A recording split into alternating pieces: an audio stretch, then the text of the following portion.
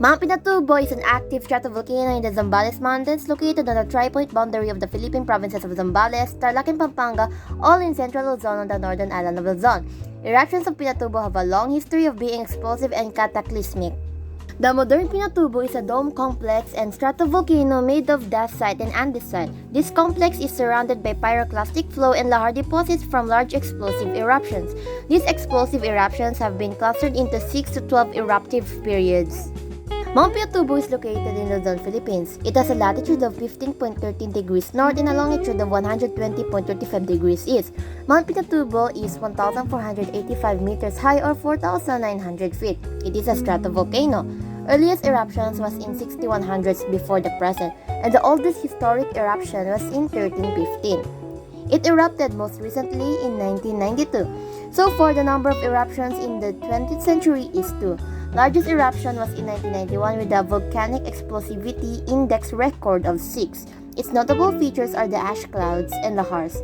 Notable statistics state that Mount Pinatubo is the second largest eruption of the 20th century in terms of the amount of material blown out of the vent. It affected the global weather as well and caused 722 deaths.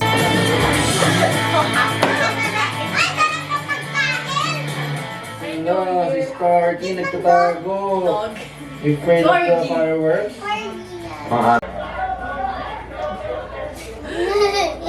Ay, note muna tayo ng balita para updated tayo sa current news. Okay. Narito sa atin si Raina Escat, ang Chief ng Volcano Monitoring and Eruption Prediction Division or VMEPD sa PHIVOLCS. Bago at pagkatapos ng volcanic eruption, dapat natin pagtuunan ng pansin ang mga sumusunod na ating babanggitin. Una, pagtaas sa dalas ng mga lindol ng bulkan na may mga dumadagundong na tunog. Ito ang paglitaw ng mga pagyatid ng bulkan. Ikalawa, nadadagdagang aktibidad ng steaming. Ito ang pagbabago sa kulay ng steam emission mula puti tungo sa kulay abo dahil sa interrain ash. Ikatlo, nagliliwanag ang bunganga dahil sa pagkakaroon ng magma sa malapit sa gitna. Ikaapat, ground swell o inflation, ground tilt at ground fissuring dahil sa pagpasok ng magma. Ikalima, ang mga localized na pagguho ng lupa ay bumagsak at gumuho ng lupa mula sa lugar ng summit na hindi nauugnay sa malakas na pag-ulan. Ika-anim, kapansin-pansing pagtaas sa lawak ng pagkatuyo ng mga halaman sa paligid ng bulkan sa itaas na dalisdis. Ika-pito, pagtaas sa temperatura ng mga mainit na bukal, balon at lawa ng bunganga malapit sa bulkan. Ika-pito, kapansin-pansing pagkakaiba sa kemikal na nilalaman ng mga bukal at lawa ng bunganga sa paligid ng bulkan. Ika-siyam, pagpapatuyo ng mga bukal o balon sa paligid ng bulkan. Ang pinakahuli, ang pag-unlad ng mga bagong thermal na lugar at muling pagsasaktibo ng mga luma. Ito ang mga itsura ng solfataras. The volcano has erupted. People are now ordered to evacuate. Okay, ako bahala sa first aid kit. Rian, kunin mo yung flashlight, candle, and matches. Ona, you go get food and water. Okay?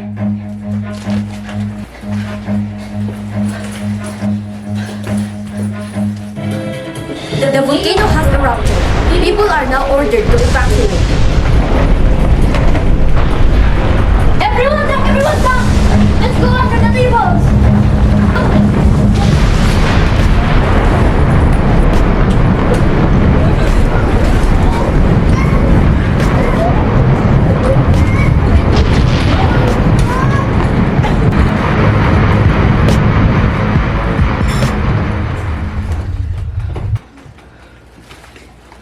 Nanang lindol.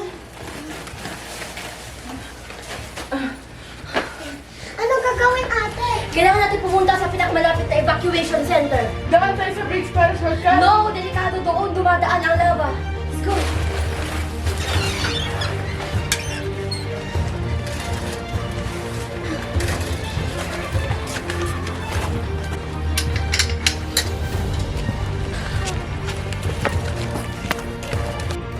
Nakaligtas naman po kami. Wala naman pong nasugatan. Maraming salamat po sa Diyos. Bye!